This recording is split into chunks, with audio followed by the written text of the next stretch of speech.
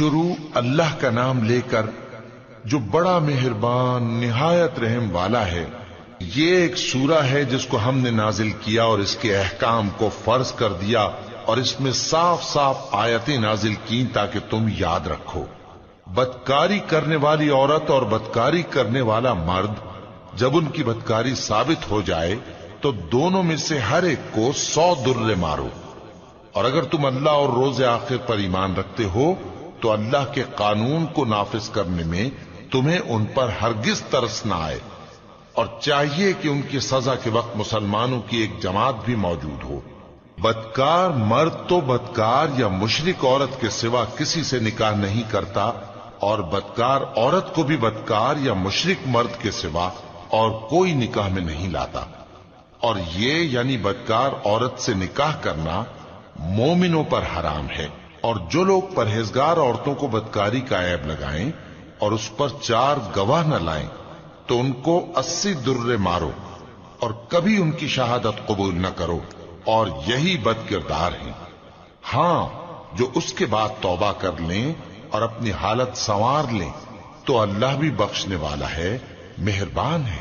اور جو لوگ اپنی بیویوں پر بدکاری کی تہمت لگائیں اور خود ان کے سوا اور گواہ نہ ہوں تو ہر ایک کی شہادت یہ ہے کہ پہلے تو 4 بار اللہ کی قسم کھائے کہ بے شک وہ سچا ہے، اور 5ویں بار یہ کہے کہ اگر وہ جھوٹا ہو تو اس پر اللہ کی لعنت۔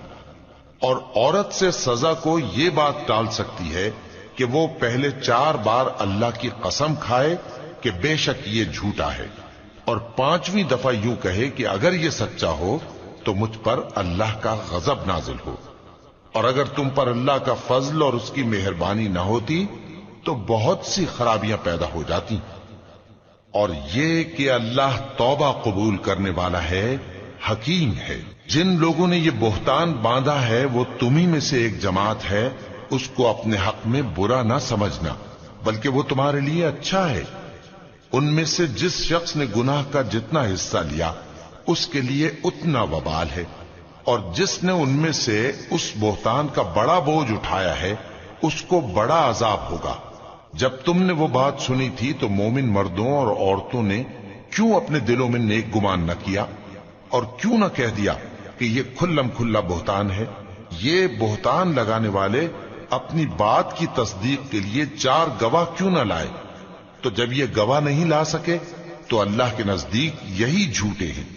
اور اگر دنیا اور آخرت میں تم پر اللہ کا فضل اور اس کی رحمت نہ ہوتی تو جس شغل میں تم منہمک تھے اس کی وجہ سے تم پر بڑا سخت عذاب نازل ہوتا، جب تم اپنی زبانوں سے اس کا ایک دوسرے سے ذکر کرتے تھے اور اپنے منہ سے ایسی بات کہتے تھے جس کا تم کو کچھ بھی علم نہ تھا، اور تم اسے ایک ہلکی بات سمجھتے تھے، حالانکہ اللہ کے نزدیک وہ بڑی بھاری بات تھی۔ اور جب تم نے اسے سنا تھا تو کیوں نہ کہہ دیا کہ ہمیں شایع نہیں کہ ایسی بات زبان پر لائیں؟ پروردگار تو پاک ہے، یہ تو بہت بڑا بہتان ہے۔ اللہ تمہیں نصیحت کرتا ہے کہ اگر مومن ہو تو پھر کبھی ایسا کام نہ کرنا، اور اللہ تمہارے سمجھانے کے لیے اپنی آیتیں کھول کھول کر بیان فرماتا ہے، اور اللہ جاننے والا ہے، حکمت والا ہے۔ جو لوگ اس بات کو پسند کرتے ہیں کہ مومنوں میں بے حیائی یعنی تہمت بدکاری کی خبر پھیلے، ان کو دنیا اور آخرت میں دکھ دینے والا عذاب ہوگا، اور اللہ جانتا ہے اور تم نہیں جانتے۔ اور اگر تم پر اللہ کا فضل اور اس کی رحمت نہ ہوتی تو کیا کچھ نہ ہوتا، مگر وہ کریم ہے۔ اور یہ کہ اللہ نہایت مہربان ہے، رحیم ہے۔ مومنوں، شیطان کے قدموں پر نہ چلنا، اور جو شخص شیطان کے قدموں پر چلے گا تو شیطان تو بے حیائی کی باتیں اور برے کام ہی بتائے گا۔ اور اگر تم پر اللہ کا فضل اور اس کی مہربانی نہ ہوتی تو ایک شخص بھی تم میں پاک نہ ہو سکتا، مگر اللہ جس کو چاہتا ہے پاک کر دیتا ہے، اور اللہ سننے والا ہے، جاننے والا ہے۔ اور جو لوگ تم میں صاحب فضل اور صاحب مال ہیں وہ اس بات کی قسم نہ کھائیں کہ رشتہ داروں اور محتاجوں اور وطن چھوڑ جانے والوں کو کچھ نہیں دیں گے، اور ان کو چاہیے کہ معاف کر دیں اور درگزر کریں۔ کیا تم پسند نہیں کرتے کہ اللہ تم کو بخش دے؟ اور اللہ تو بخشنے والا ہے، مہربان ہے۔ جو لوگ پرہیزگار اور برے کاموں سے بے خبر اور ایماندار عورتوں پر بدکاری کی تہمت لگاتے ہیں، ان پر دنیا اور آخرت دونوں میں لعنت ہے، اور ان کو سخت عذاب ہوگا، یعنی قیامت کے روز، جس دن ان کی زبانیں اور ہاتھ اور پاؤں سب ان کے کاموں کی گواہی دیں گی۔ اس دن اللہ ان کو ان کے اعمال کا پورا پورا اور ٹھیک ٹھیک بدلہ دے گا، اور ان کو معلوم ہو جائے گا کہ اللہ برحق اور حق کو ظاہر کرنے والا ہے۔ ناپاک عورتیں ناپاک مردوں کے لیے ہیں، اور ناپاک مرد ناپاک عورتوں کے لیے، اور پاک عورتیں پاک مردوں کے لیے ہیں، اور پاک مرد پاک عورتوں کے لیے۔ یہ پاک لوگ ان جھوٹوں کی باتوں سے بری ہیں، اور ان کے لیے بخشش اور نیک روزی ہے۔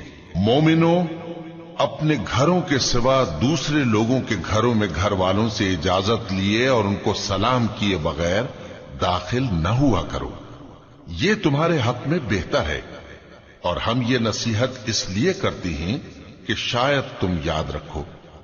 پھر اگر تم گھر میں کسی کو موجود نہ پاؤ تو جب تک تم کو اجازت نہ دی جائے اس میں مت داخل ہو، اور اگر یہ کہا جائے کہ اس وقت لوٹ جاؤ تو لوٹ جایا کرو، یہ تمہارے لیے بڑی پاکیزگی کی بات ہے، اور جو کام تم کرتے ہو اللہ سب جانتا ہے۔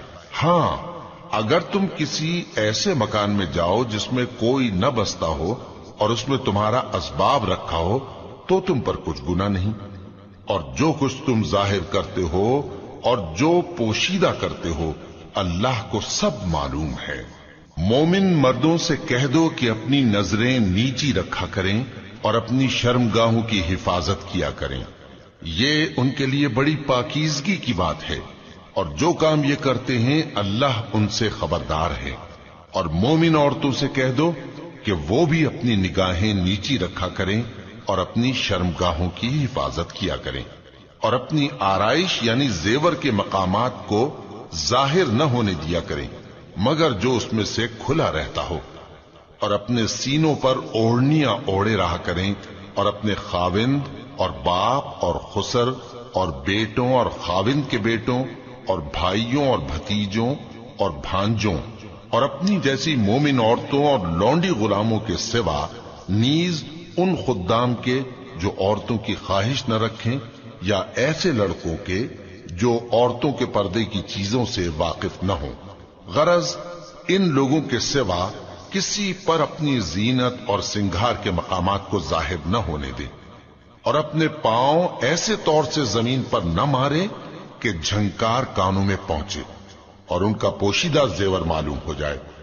اور مومنوں، سب اللہ کے آگے توبہ کرو تاکہ فلاح پاؤ، اور اپنی قوم کی بیوہ عورتوں کے نکاح کر دیا کرو، اور اپنے غلاموں اور لونڈیوں کے بھی جو نیک ہوں نکاح کر دیا کرو۔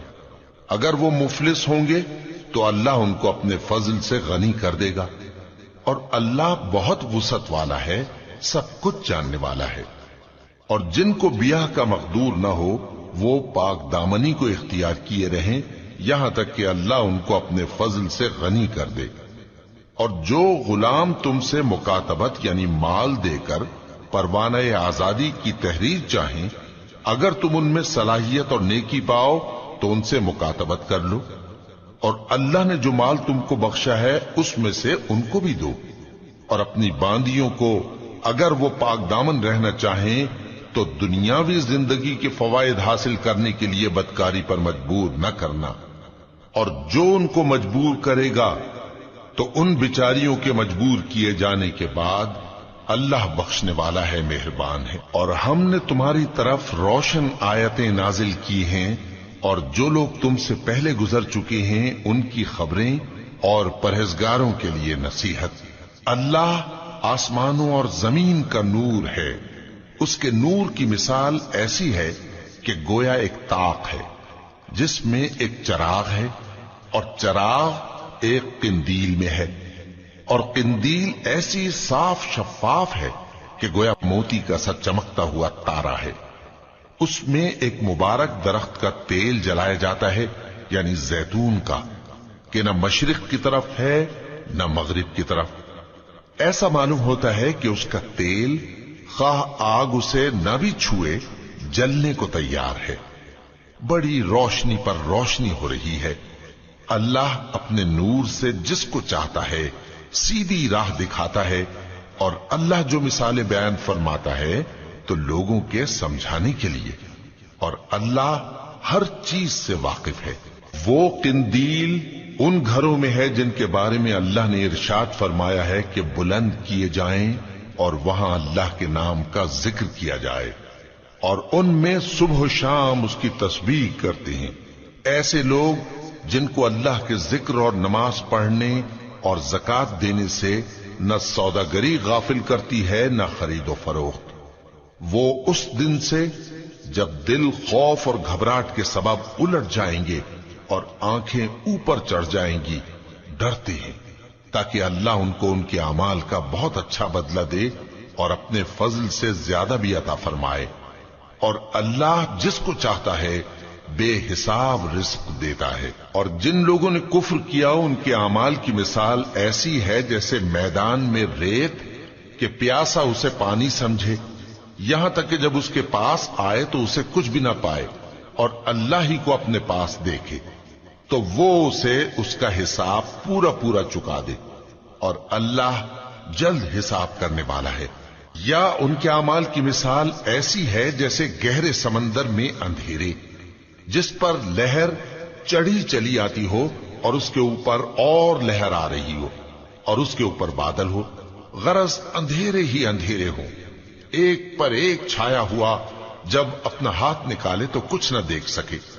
और जिसको अल्लाह रोशनी न दे उसको कहीं भी रोशनी नहीं मिल सकती। क्या तुमने नहीं देखा कि जो लोग आसमानों और जमीन में हैं अल्लाह की तस्बीह करते रहते हैं, और पर फैलाए हुए परिंदे भी, और सब अपनी नमाज और तस्बीह के तरीके से वाकिफ हैं, और जो कुछ वो करते हैं सब अल्लाह को मालूम है। और आसमान और जमीन की बादशाही अल्लाह ही के लिए है, और अल्लाह ही की तरफ लौट कर जाना है। क्या तुमने नहीं देखा कि अल्लाह ही बादलों को चलाता है, फिर उनको आपस में मिला देता है, फिर उनको तह बतह कर देता है, फिर तुम देखते हो कि बादल से मेंह निकल कर बरस रहा है, और आसमान में जो ओलों के पहाड़ हैं उनसे ओले नाजिल करता है, तो जिस पर चाहता है उसको बरसा देता है, और जिससे चाहता है हटा रखता है। और बादल में जो बिजली होती है उसकी चमक आंखों को खीरा करके बीनाई को उचके लिए जाती है। अल्लाह ही रात और दिन को बदलता रहता है। अहले बसारत के लिए इसमें बड़ी इबरत है। और अल्लाह ही ने हर चलने फिरने वाले जानदार को पानी से पैदा किया, तो उनमें से बाज ऐसे हैं कि पेट के बल चलते हैं, और बाज ऐसे हैं जो 2 पांव पर चलते हैं, और बाज ऐसे हैं जो 4 पांव पर चलते हैं। अल्लाह जो चाहता है पैदा करता है। बेशक अल्लाह हर चीज पर कादिर है। हम ही ने रोशन आयतें नाजिल की हैं, और अल्लाह जिसको चाहता है सीधे रास्ते की तरफ हिदायत करता है। और बाज लोग कहते हैं कि हम अल्लाह पर और रसूल पर ईमान लाए और उनका हुक्म मान लिया, फिर उसके बाद इनमें से एक फरीक फिर जाता है, और ये लोग साहिब ईमान ही नहीं हैं। और जब इनको अल्लाह और उसके रसूल की तरफ बुलाया जाता है ताकि पैगंबर इनका कजिया चुका दें, तो इनमें से एक फरीक मुंह फेर लेता है, और अगर इनको हक मिलता हो तो उसकी तरफ कबूल करके चले आते हैं। क्या इनके दिलों में बीमारी है, या ये शक में है, या इनको ये खौफ है कि अल्लाह और उसका रसूल इन पर जुल्म करेंगे? नहीं, बल्कि ये खुद ही जालिम है। मोमिनों की तो ये बात है कि जब अल्लाह और उसके रसूल की तरफ बुलाए जाएं ताकि वो इनमें फैसला करें, तो कहें कि हमने हुक्म सुन लिया और मान लिया, और यही लोग फलाह पाने वाले हैं। और जो शख्स अल्लाह और उसके रसूल की फर्माबरदारी करेगा और उससे डरेगा और उसका तकवा इख्तियार करेगा, तो ऐसे ही लोग मुराद को पहुंचने वाले हैं। और ये अल्लाह की सख्त सख्त कस्में खाते हैं कि अगर तुम इनको हुक्म दो तो सब घरों से निकल खड़े हों। कह दो कि कस्में मत खाओ, पसंदीदा फर्माबरदारी दरकार है। बेशक अल्लाह तुम्हारे सब अमाल से खबरदार है। कह दो कि अल्लाह की फर्माबरदारी करो और रसूल के हुक्म पर चलो। अगर मुंह मोड़ोगे तो रसूल पर उस चीज का अदा करना है जो उनके जिम्मे है, और तुम पर उस चीज का अदा करना है जो तुम्हारे जिम्मे है। और अगर तुम उनके फरमान पर चलोगे तो सीधा रास्ता पालोगे, और रसूल के जिम्मे तो साफ साफ पहुंचा देना है।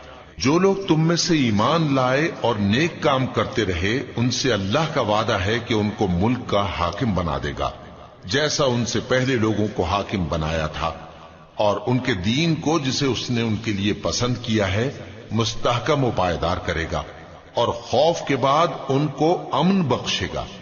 वो मेरी इबादत करेंगे और मेरे साथ किसी चीज को शरीक न बनाएंगे, और जो उसके बाद कुफ्र करे तो ऐसे ही लोग बदकिरदार हैं।